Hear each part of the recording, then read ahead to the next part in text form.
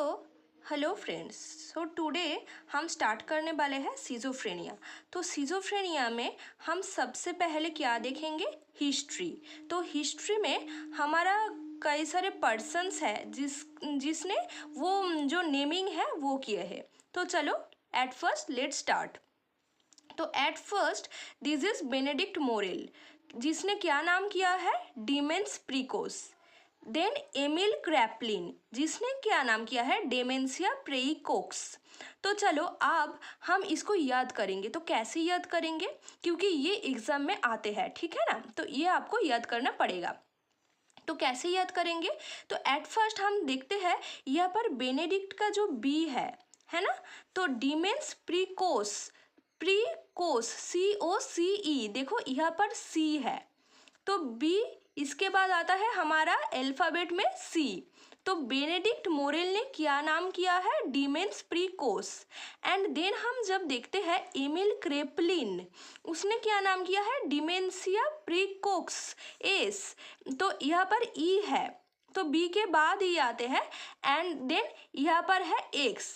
तो जो बी के बाद जल्दी में सी आते हैं, तो बेनेडिक्ट मोरेल ने क्या नाम किया है, डिमेंस प्रिकोस। एंड ई तो बाद में आते हैं ना अल्फाबेट। तो ईमेल क्रैपलिन ने क्या नाम किया है, डिमेंशिया प्रीकोक्स। तो जो लेटर जो अल्फाबेट में बाद में आती है, तो वो नामकरण भी बाद में हुई है, ठीक है ना। तो ऐसे हम याद कर सकते हैं ना। तो ये दो बहुत ही इंपॉर्टेंट है, कभी ना कभी आ ही सकते हैं क्वेश्चन में। तो प्लीज़ ये रट लो, हाँ। तो प्लीज़ ये याद कर लो। तो अब आता है यूजेन ब्यूलर, जिसको हम सब जानते हैं।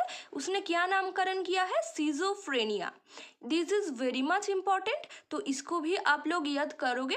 हाँ, यूजेन ब्यूलर क्या नाम किया है, सिजोफ्रेनिया। सिजोफ्रेनिया को चलो हम अब डिवाइड करते हैं। सीजो, सीजो का क्या मतलब होता है, सीजो का मतलब है स्प्लिट। जो हम सीज कर रहे हैं, जो हम स्प्लिट कर रही है। एंड फ्रेनिया, फ्रेनिया से हमारा क्या आता है, माइंड। तो सीजोफ्रेनिया का क्या मतलब होता है, स्प्लिट माइंड, है ना। तो ये भी बहुत इंपॉर्टेंट है, इसमें आप स्टार लगा लो, ये आपको याद करना पड़ेगा। तो अब हमारा आता है यूजेन ब्यूलर। ये क्या दिया था, 4A का जो हमारा डेफिनेशन है ये दिया था Eugen Bleuler. This is very much important in case of schizophrenia. तो ब्यूलर की 4A में क्या है देखते हैं, चलो। एसोसिएशन डिस्टर्बेंस, जो हमने कल आप लोगों को पढ़ाई थी ना, जो लूजनिंग ऑफ एसोसिएशन, तो इसमें आता है एसोसिएशन डिस्टर्बेंस। देन क्या आता है, एफेक्ट डिस्टर्बेंस, जिसमें एफेक्ट को ब्लांटिंग होती है। ब्लांट इफेक्ट मैंने पढ़ाई थी ना, ब्लांट इफेक्ट, लेबाइल इफेक्ट। जो ब्लांट इफेक्ट होता है उसमें क्या होता है, जो हम थोड़ा डाउन रहते हैं, डिप्रेशन में रहते हैं, इसलिए इसको क्या कहता है, एफेक्ट डिस्टर्बेंस। देन आता है ऑटिज्म। ऑटिज्म क्या होता है, वो टोडलर में दिखा जाता है ना। जो 3 साल का बच्चा होता है ना, 1 to 3 years हम लोगों को पता है ना, वो टोडलर होता है। तो उसमें ऑटिज्म दिखा जाता है। ऑटिज्म में बच्चा जो अकेले रहना पसंद करेगी, सोशल आइसोलेशन होंगे, रिपीटेशन ऑफ उसका बिहेवियर होगा, इकोलेलिया होगा, वो बार बार एक ही चीज़ बताते रहेंगे। एंड उसका क्या होगा, स्टीरियोटाइपिक मूवमेंट होगा, जो मैं आप लोगों को बाद में जो ये चैप्टर आएगा जो चाइल्डहुड डिसऑर्डर, उसमें फिर से बताऊंगी, ठीक है ना। देन आता है एम्बीवैलेंस। एम्बी का क्या मतलब होता है, एम्बी का मतलब होता है दोनों, है ना। तो वैलेंस, वैलेंस मतलब कुछ काम करना, हाँ, जिसको हम वैलिडिटी देते हैं। तो एम्बी मतलब दोनों, वैलेंस मतलब कुछ काम करना। तो हमारा क्या है, हम दोनों तरह की काम कर रही है, दोनों तरह की सोच रही है, कभी येस और नो। हाँ, तो मुझे लग रहा है ये बिस्किट खानी चाहिए, और लग रहा है ये नहीं भी खानी चाहिए। एम्बीवैलेंस, कोई मादर है, पोस्टपार्टम मादर, जिसको लग रहा है हाँ मेरी बेबी को मुझे प्यार करना चाहिए, पर उसको फिर लग रहा है ये नहीं, मेरी बेबी से मुझे दूर रहना चाहिए, जो न्यू बॉर्न बेबी है ना। तो एम्बीवैलेंस का मतलब है दोनों टाइप का थिंकिंग और थॉट्स और कोई वर्क एक साथ करना। तो ब्यूलर की 4A में हमारा आ गया association disturbance and effect disturbance, जिसमें एफेक्टिव ब्लांटिंग होती है। देन आता है ऑटिज्म, जो होता है इकोलेलिया, स्टीरियोटाइपिंग मूवमेंट, है ना, ये होता है ऑटिज्म। एंड इसके बाद आता है एम्बीवैलेंस, जिसमें हम दोनों तरह की काम, दोनों तरह की सोच एक साथ करेंगे। हो गया ब्यूलर की 4A, which is very much important in case of schizophrenia. Then हम आते हैं कार्ट स्लेंडर। तो कार्ट स्लेंडर ने ये दिया था Schneider's first rank symptoms which is very much important, ठीक है ना। Schizophrenia is a important term for the mental health nursing and in your nursing, ठीक है। तो चलो हम देखते हैं स्लेंडर्स फर्स्ट रैंक सिम्टम्स में क्या क्या आता है। तो इसमें सबसे पहले क्या आता है, इसमें आता है जो हमारा ऑडिटरी हेलुसिनेशन। तो ऑडिटरी हेलुसिनेशन काल ही आप लोगों को मैं पढ़ाई थी, उसमें क्या था थॉट इको। थॉट इको मतलब जो मैं बोल रही हूँ वही मैं सुन पा रही हूँ, कि मैं किसी से वो इको होके आ रही है किसी ऑब्जेक्ट से, मेरी ही सोच। कॉमन हेलुसिनेशन इसका मतलब क्या है कि कोई दूसरा पर्सन मुझे कुछ बोल रही है, ऐसा मैं सोच रही हूँ पर कोई कुछ नहीं बोल रहा है, बट ऐसा मैं सोच रही हूँ, है ना, ये हेलुसिनेशन है। मुझे लगता है कोई कुछ मुझे कुछ बोल रही है। देन आता है रनिंग कमेंटरी। रनिंग कमेंटरी मतलब कोई दो लोग मेरे बारे में कुछ बता रही है, कुछ बातचीत चल रही है, रनिंग है। क्या क्या रनिंग है, कमेंटरी। वो लोग मेरे बारे में जो कमेंट कर रही है वो बातचीत, उसका कन्वर्सेशन चल रही है, इसको कहते हैं रनिंग कमेंटरी। तो thought echo, common hallucination and running commentary किसके अंदर आता है, ऑडिटरी हेलुसिनेशन के अंदर आता है, ठीक है।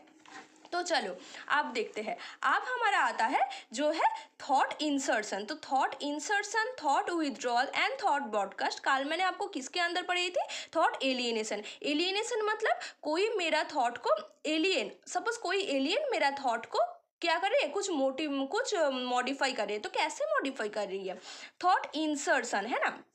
जो उसने जो मेरा जो थॉट है तो वो तो है मेरा, पर उसने कोई थॉट मेरी अंदर इंसर्ट कर दिया गया, कि मैं सोच रही हूँ ये तो मैं नहीं कभी नहीं सोच सकती, ये कोई एलियन मेरे अंदर कोई इंसर्ट कर गया थॉट, ठीक है ना। तो हो गया थॉट विथड्रॉल। तो कि मैं सोच रही हूँ कि मेरा ये थॉट था पर उसको कैसे पता लग गया, तो मतलब वो मेरा थॉट विथड्रॉ कर गया, ठीक है। Thought broadcast. ब्रॉडकास्ट मतलब जैसे रेडियो में होता है ना ब्रॉडकास्टिंग, मैंने काल भी आप लोगों को पढ़ाई थी।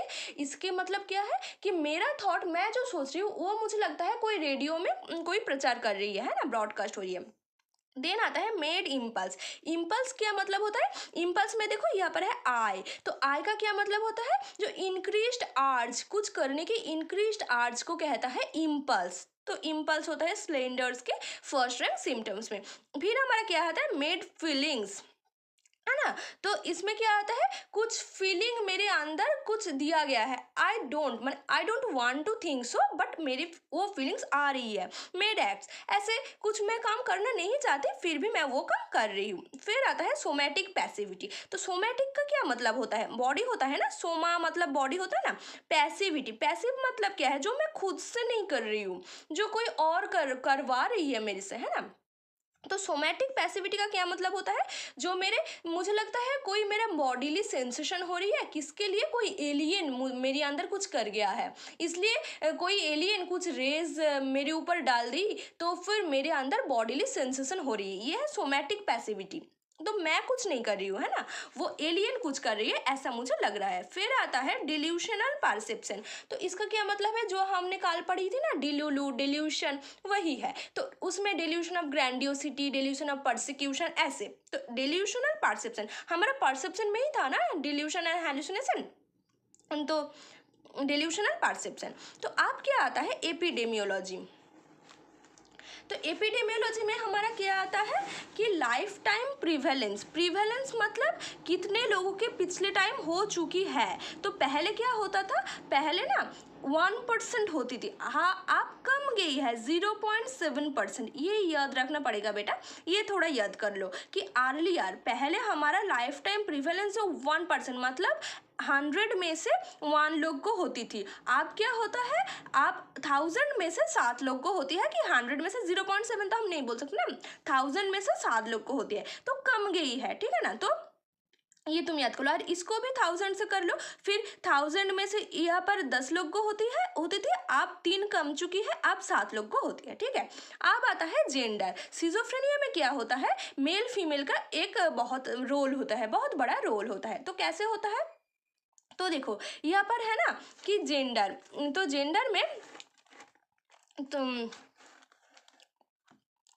तो जेंडर में हमारा क्या होता है कि मेल एंड फीमेल है। तो मेल में जो होता है वर्स्ट प्रोग्नोसिस होता है, फीमेल में जो होता है गुड प्रोग्नोसिस होता है। तो हम याद कैसे रखेंगे? तो यहाँ पर देखो, फीमेल, फीमेल मतलब हम गर्ल भी तो बोल सकते हैं ना, गर्ल। तो गर्ल में होता है गुड प्रोग्नोसिस एंड जो मेल में होता है, बॉय में होता है बैड प्रोग्नोसिस। तो हम ऐसे याद करते हैं, गर्ल में गुड प्रोग्नोसिस, बॉय में बैड प्रोग्नोसिस। देन आता है एज, एज जो कम एज में हो जाता है तो खराब है ना, तो जो लेस एज में हो जाता है वो खराब होती है।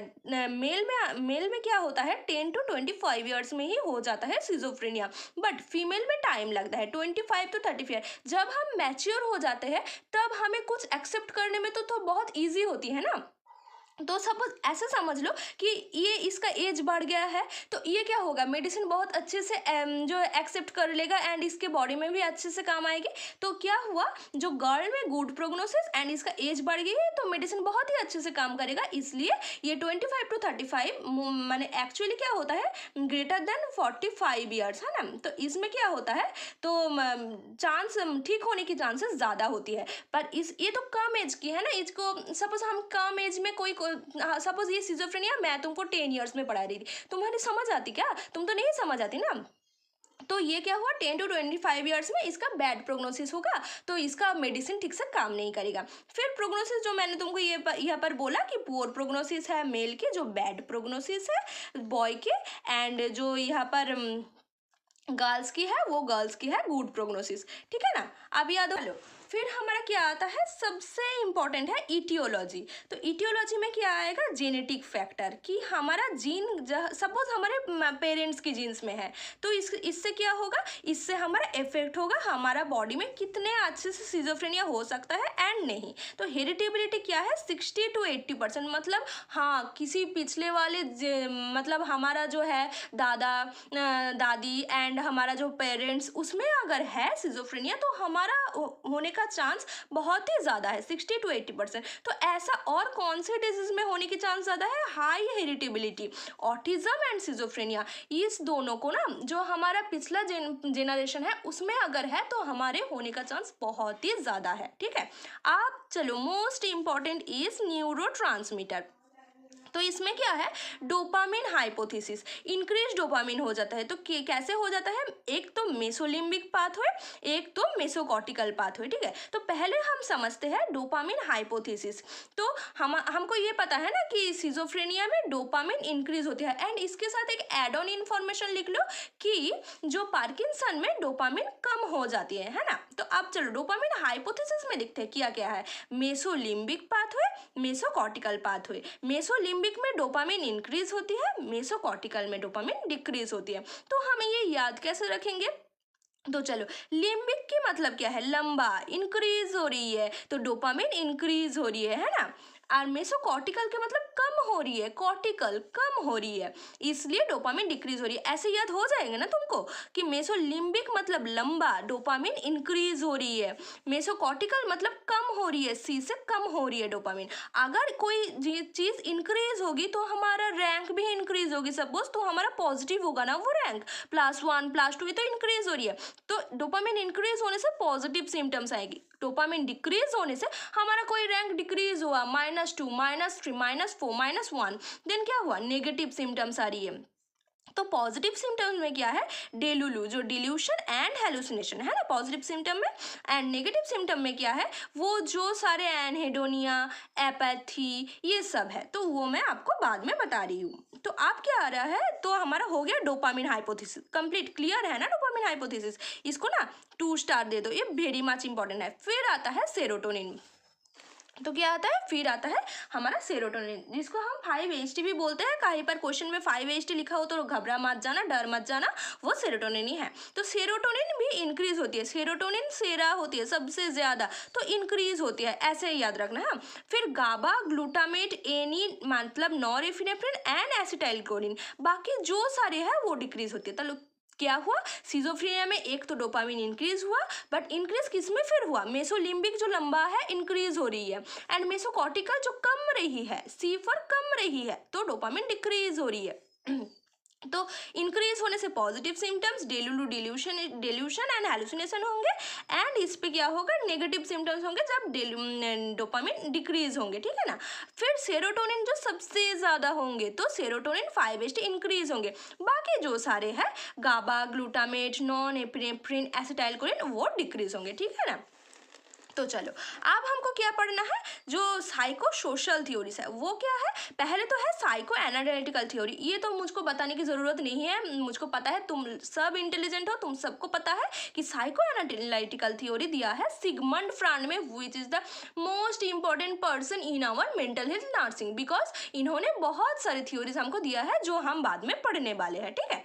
इसके बाद आ रही है सिगमंड फ्रॉइड क्या बोल रही थी, ओरल स्टेज में सिजोफ्रेनिया हो रही है। तो हमारा कई सारे स्टेजेस है ना, oral stage, anal stage, phallic stage, genital stage, है ना। तो इसमें जो हमारा ओरल स्टेज है उसमें सिजोफ्रेनिया है। ओरल स्टेज में ठीक से फिक्सेशन नहीं हुई तो सिजोफ्रेनिया हो सकती है। याद हो जाएगा ना, सिजोफ्रेनिया के ओ, ओरल की ओ, तो ऐसे याद कर लोगे ना तुम कि सिजोफ्रेनिया किस स्टेज में फिक्सेशन नहीं होने की वजह से होती है, ओरल स्टेज, है ना। ये गलत नहीं होनी चाहिए, ठीक है। इसके बाद आता है फैमिली डायनामिक्स। फैमिली डायनामिक्स में आता है एक्सप्रेस्ड इमोशन। तो हम क्या इमोशन एक्सप्रेस कर रहे हैं, हमारा हैबिट क्या है, हमारा कन्वर्सेशन करने का तरीका क्या है, हमारा मूड इफेक्ट क्या है, थॉट प्रोसेस क्या है ना। इससे और फैमिली डायनामिक्स दोनों से ही हमारा क्या होता है, सिजोफ्रेनिया होने का चांसेस और रिस्क फैक्टर इंक्रीज होती है। क्योंकि मैंने आपको बताया कि हेरिटेबिलिटी होता है 60 to 80% in case of autism and schizophrenia, high risk of heritability, ठीक है ना। जो दादा दादी, जो पेरेंट्स, उससे हमारे जेनरेशन में और हमारी जो बात की जेनरेशन है उसमें हेरिटेबिलिटी का चांस इंक्रीज होती है। नाउ एक इंपॉर्टेंट चीज याद कर लो और नोट डाउन कर लो, वो है expressed emotions which is given by George brown eighty all. ये ना बहुत अच्छे से याद कर लो, ये प्लीज रट लो, this is very much important, ठीक है ना। एक्सप्रेस्ड इमोशन किसने दिया है, जॉर्ज ब्राउन एटी ऑल, ठीक है ना। एटी ऑल का क्या मतलब, जब दोनों साइंटिस्ट एक साथ होते हैं, बट ठीक है ये सब समझने की जरूरत नहीं है, प्लीज ये नाम याद कर लो तुम लोग। हाँ, देन आता है अदर फैक्टर, किसके लिए, अदर रिस्क फैक्टर, ठीक है ना। अर्ली डेवलपमेंट, अर्ली डेवलपमेंट मतलब मैंने तुमको बताया ना 10 to 25 ईयर्स होगा तो तुम्हारा बैड प्रोग्नोसिस होगा, बॉयज में बैड प्रोग्नोसिस होगा, एंड 25 to 35 ईयर्स में होगा तो हमारा गुड प्रोग्नोसिस होगा। बाद में हो रही है, हमारा मेडिसिन एक्सेप्ट करने का चांसेस ज़्यादा है, हम ज़्यादा समझ रहे हैं, है ना, तो गुड प्रोग्नोसिस होगा। एंड किस में गुड प्रोग्नोसिस होगा, गर्ल्स में गुड प्रोग्नोसिस होगा, G for girl, G for good prognosis, B for boys, B for bad prognosis. And then क्या है, चाइल्डहुड और एडोलेसेंट में, तो मैंने तुमको बोला ना बच्चे में हो जाए तो प्रॉब्लम है, और कोई उसकी अर्बन अपब्रिंगिंग हुई है, उसका कैनबिस यूज है, किसकी मदर प्रेगनेंसी में ऐसे कर रही है, तो इसका ना होने का चांसेस ज़्यादा होते हैं। तो आप चलो, हाँ अब हमारा क्या आता है, सिम्टम्स ऑफ सिजोफ्रेनिया, ठीक है। तो सिम्टम्स ऑफ सिजोफ्रेनिया में क्या है कि हमारा पॉजिटिव सिम्टम्स तो एक है एंड नेगेटिव सिम्टम्स है, मैंने तुमको बताई ना। पॉजिटिव सिम्टम्स में क्या आता है, डिल्यूशन एंड हेलुसिनेशन, ठीक है। एंड नेगेटिव सिम्टम्स में क्या आता है, जो मैंने तुमको बताने वाली थी, बोली ना बाद में बताऊंगी, वो है एनहेडोनिया। जो मैंने तुमको बोला कि मैं अपनी एक पार्टी में हूँ, मेरे बेस्ट फ्रेंड नहीं है, तो मेरा फीलिंग्स ही नहीं है, पार्टी में सब लोग मजे कर रही है but I can't feel that type of emotion, तो क्या हुआ, मेरा एनहेडोनिया। और एलेक्साथाइमिया क्या बोला था कि मेरी बेस्ट फ्रेंड आ गई है, मैं तो मन में खुश हूँ पर वो मैं एक्सप्रेस नहीं करी हूँ, कि मेरे अंदर फीलिंग्स है but I don't express the feelings, the happiness, I am angry outside. तो इसका क्या मतलब होता है, एलेक्साथाइमिया, जो मैंने तुमको बताई था। तो नेगेटिव सिम्टम में यहाँ पर आता है एनहेडोनिया। एनहेडोनिया का मतलब एवोल्यूशन, ए मतलब नॉट, वोल्यूशन मतलब कुछ काम करना, एवोल्यूशन मतलब मैं कुछ कर ही नहीं रही हूँ, बैठी रही हूँ बस। हाँ, फिर आता है एफेक्टिव ब्लांटिंग। जो ब्लांट इफेक्ट मैंने तुमको पढ़ाई थी ना, तो उसमें क्या है को मतलब ब्लांट हो गए है इफेक्ट, मतलब इफेक्ट, मूड एंड इफेक्ट पढ़ाई थी ना, मूड मन के अंदर इंटरनल स्टेट, एंड इफेक्ट जो इफेक्ट करता है हमारी लाइफ में वो है एक्सटर्नल स्टेट। तो एफेक्टिव ब्लांटिंग में क्या मतलब, हमारा एक्सटर्नल स्टेट नहीं हो रहा, ब्लांट हो गया है ना, इफेक्ट नहीं कर रहा, तो हम चुपचाप बैठे हैं, ऐसे डिप्रेशन में होती है। फिर एसोशियलिटी, मतलब सोसाइटी से हम मिलजुल नहीं रहे हैं तो एसोशियलिटी। एलोगिया, हाँ, एलोगिया मतलब किसी से कोई बात नहीं कर रही हूँ मैं, ये कहते हैं एलोगिया। एपैथी मतलब कोई सिम्टम नहीं है, कोई हमारा सिम्टम मतलब हमारा कोई एक्सप्रेशन नहीं है, फीलिंग्स नहीं है, है ना, तो उसको कहते हैं एपैथी। ठीक है, चलो अब आते हैं हमारा डिसऑर्गेनाइज सिम्टम्स। 3 नंबर में डिसऑर्गेनाइज सिम्टम्स, उसमें क्या आता है, डिसऑर्गेनाइज स्पीच और थॉट, और आएगा डिसऑर्गेनाइज बिहेवियर। तो ये क्या है, तो इसका मतलब है जो ऑर्गेनाइज्ड नहीं, जो हम बात करिए, जो हम बोल रहे हैं वो ना ऑर्गेनाइज्ड नहीं है, जो हम काम कर रहे हैं वो भी ऑर्गेनाइज्ड नहीं है। ठीक है, फिर आता है कैटाटोनिक सिम्टम। कैटाटोनिक क्या क्या मतलब, कुछ नहीं करना, सी से कुछ नहीं करना। कैटाटोनिक का मतलब कुछ नहीं करना, एक जगह बैठे रहना। तो इसके ना सबसे इंपॉर्टेंट एक स्टार लगा लो और इसमें लिख लो कि ट्रीटमेंट क्या होता है कैटाटोनिया। सिवियर कैटाटोनिया में ना हमको ईसीटी दिया जाता है। सबसे पहले दिया जाता है लोराजिपाम। लोराजिपाम चैलेंज टेस्ट होता है, very much important for which disease you will have to write this as catatonic symptom और कैटाटोनिया। ठीक है ना, इससे भी नहीं हो रही ठीक, तो हमको सीवियर डिप्रेशन, तब severe massive schizophrenia, major schizophrenia, unhealed जो नहीं हीलिंग हो रही है, कैटाटोनिया, इसमें ना हम ईसीटी देते हैं। ऐसे बहुत सारे एमसीक्यूज है, तुम्हारा टारगेट हाई में है एंड बहुत सारे एमसीक्यू बुक्स में भी है। ठीक है ना, तो ये याद रख लो, कैटाटोनिया में ईसीटी दिया जाता है। एड ऑन इन्फॉर्मेशन कुछ लिख लो, जो है स्टूपर। स्टूपर का क्या मतलब, स्टूप से क्या मतलब, स्टॉप हो रही है, स्टॉप, बैठी रही है, चुपचाप बैठ रही है, किसी की बात का कोई रिस्पॉन्स नहीं कर रही है। एक्साइटमेंट, यहाँ पर क्या हो रही है, हाइपर एक्टिव हो रही है, सबकी बात की रिस्पॉन्स कर रही है, बहुत जल्दी जल्दी रिस्पॉन्स कर रही है, ऐसा है ना। फिर है म्यूटिज्म। म्यूटिज्म मतलब बोल ही नहीं रही है। स्टूपर का क्या मतलब, वो चुपचाप बैठी है, कोई काम भी नहीं कर रही है, कोई बात भी नहीं कर रही है, सब कुछ। बट म्यूटिज्म क्या क्या मतलब, बस वो बोल नहीं रही है, चुपचाप जस्ट बैठी है, मतलब कोई बात नहीं कर रही है, काम भी करे तो फिर बात भी नहीं करती है ना। एक साइड का क्या मतलब, ठीक स्टूपर का ऑपोजिट। एक साइड मतलब बहुत ही ज्यादा हाइपर एक्टिव हो रही है। अब हमारा आता है कैटालेप्सी। कैटालेप्सी में क्या होता है, ये पैसिव होता है। पोस्चरिंग, इसका दोनों का ही मतलब है कुछ पोस्चर बना के रखना। वो चुपचाप बैठी है तो ठीक है, पर वो पोस्चर भी बना के रख रही है। पर हमको ये कैसे याद करना है, पोस्चरिंग एक्टिव, जो हम खुद पोस्चर कर रहे हैं, है, खुद पोस्चर जब कर रहे हैं तब वो एक्टिव पर्सन है। जब किसी और की देख रही है, सी फॉर किसी और की देखना, तो क्या हुआ, पैसिव हो गया। तो हम क्या, दोनों का ही सेम लगभग मतलब है, जिसमें हम एक सर्टेन पोस्चर में बैठे हुए हैं और खड़े हुए हैं। ठीक है ना, बट पोस्चरिंग में क्या होता है, एक्टिव। पी फॉर क्या होता है, पोस्चर, एंड पोस्चर का क्या मतलब होता है, हम खुद कर रहे हैं, है ना, वो हम पोजेस कर रहे हैं, इसलिए वो एक्टिव है। कैटाप्लेप्सी मतलब सी से किसी और की देख रही है, तो हम क्या कर रहे हैं, पैसिव, किसी और की देख रही है, देख के कर रही है। वॉक से फ्लेक्सिबिलिटी, हमारा वॉक्स कैंडल नहीं होता है घर में, तो उसकी तरह एकदम फ्लेक्सिबल, मतलब उसकी तरह एकदम जम के बैठे रहना। वॉक्स से फ्लेक्सिबिलिटी मतलब नो फ्लेक्सिबिलिटी, हमारा कैंडल क्या होता है, फ्लेक्सिबल होते थोड़ी ना, तो हमारा उसके तरह एकदम जम के बैठे रहना। नेगेटिविज्म, इसका मतलब क्या होता है, हर बात में ना ना ऐसे बोलना कि तुमको कुछ खाना है, नहीं हमको कुछ नहीं खाना, तुमको कुछ बताना है, नहीं हमको कुछ नहीं बताना, ऐसा। ठीक है ना, ऑटोमेटिक ओबीडियंस, ये ठीक उल्टा है नेगेटिविज्म का ऑपोजिट। ठीक है ना, तो इसका क्या मतलब है, स्टूपर ठीक ऑपोजिट है एक्साइटमेंट का, नेगेटिविज्म ठीक ऑपोजिट है ऑटोमेटिक ओबीडियंस। मतलब मैं कुछ नहीं बोल रही हूँ तो हाँ हाँ हाँ वेरी हेल्पफुल हो, बहुत काम में मदद करी है मेरी, तो तुम ये करते हो, हाँ हाँ हाँ मैं जल्दी कर दूंगी, ऐसा। नेगेटिविज्म मतलब तुम ये कर दोगे, नहीं मैं नहीं करूंगी। ऑटोमेटिक ओबीडियंस मतलब खुद पर खुद ही वो बोल रही है, हाँ हाँ मैं कर दूंगी, तुम रख दो, ऐसा। ठीक है ना, इसके बाद हमारा क्या आता है, मैनरिज्म। Mannerism versus stereotyping. ठीक है, तो इसका क्या मतलब होता है कि मैनरिज्म जो पर्पसफुल मूवमेंट, मैम, तो इसका मतलब मेरे अंदर मैनर है, हमको मैनर सिखाया जाता है ना बचपन में, तो हम क्या करते हैं, उसको एग्जीक्यूट करते हैं। तो मैनरिज्म मतलब मैं खुद कर रही हूँ, पर्पसफुल। स्टीरियोटाइपिंग तो मैं खुद नहीं कर रही हूँ, नॉन पर्पसफुल। माने इसका कोई मैनर नहीं है, जिसका मैनर है वो खुद मैनर शो कर रही है, पर्पसफुल मूवमेंट कर रही है। स्टीरियोटाइपिंग का मतलब है नहीं, मेरा कोई इसका मतलब ही नहीं है, वो फालतू है, नॉन पर्पसफुल मूवमेंट। ठीक है ना, जो कोई हैंड रिंगिंग मूवमेंट हो रही है, हाँ, तो ऐसा।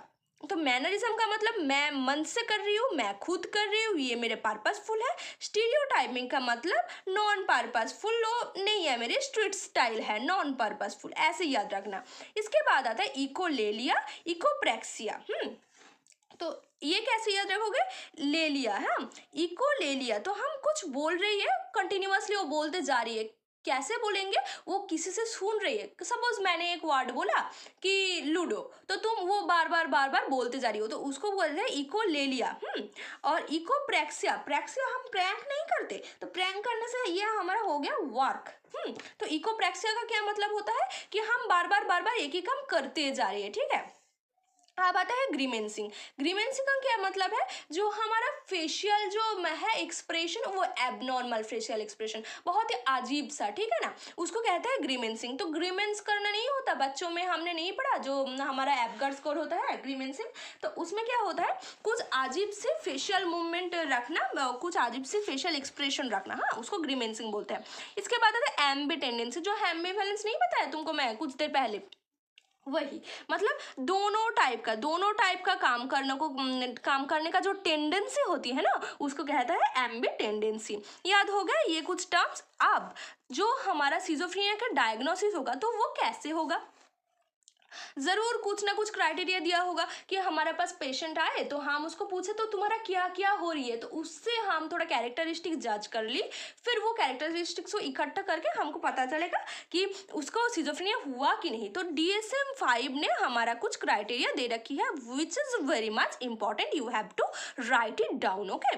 तो डायग्नोसिस DSM-5 में क्या बोल रही है? डिल्यूशन, तो डिल्यूलो हो रही है, हेलुसिनेशन ये हो रही है, फिर हो रही है डिसऑर्गेनाइज स्पीच, जो मैंने तुमको बोल रही थी, डिसऑर्गेनाइज स्पीच और थॉट एंड डिसऑर्गेनाइज्ड बिहेवियर, जो इसके बाद ही आता है कैटाटोनिक और ग्रॉसली डिसऑर्गेनाइज्ड बिहेवियर, ठीक है। इसके बाद आता है नेगेटिव सिम्टम्स, जो तुमको मैंने अभी बोला, वो है कि anhedonia, avolition, apathy, asociality, affective blunting, इस तरह के, ठीक है ना। तो ये 5 जरूर याद रखना, ठीक है। ये 5 अगर आए सिम्टम्स कोई पेशेंट में, तो इसको सिजोफ्रेनिया है ही है, ठीक है। ये बोथ 5 सिम्टम्स, ठीक है, इसको स्टार मार्क कर लो। हाँ, फिर तुमको क्या करना है, आप देखो, तो हम ये हो गया, हम देख लिया है कि हमारे पेशेंट में ये जो सिम्टम्स है, तो अब कैसे हम डिसाइड करेंगे कि हाँ चलो कि इसको हम ऐसे ही सिजोफ्रेनिया के ट्रीटमेंट करेंगे। तो कैसे करेंगे? तो देखो DSM-5, इसको भी स्टार मार्क लगा लो, दोनों स्टार लगा लो। इसको 2 और मोर सिम्टम्स होना चाहिए सिजोफ्रेनिया के लिए। तो कैसे होंगे ये 2 और मोर सिम्टम्स सिजोफ्रेनिया के लिए? तो at least 1 symptom from first three. तो फर्स्ट ट्री में हमारा क्या है देखो, तो फर्स्ट ट्री में हमारा है डिल्यूशन, हेलुसिनेशन एंड डिसऑर्गेनाइजेशन। इससे 1 आउट ऑफ 3, ठीक है ना, इससे कोई एक तो होना ही होना चाहिए, ठीक है। और ये बाकी दोनों में से हो या ना हो, ठीक है, तो तभी हम बोल सकते हैं कि उसको सिजोफ्रेनिया हुई है।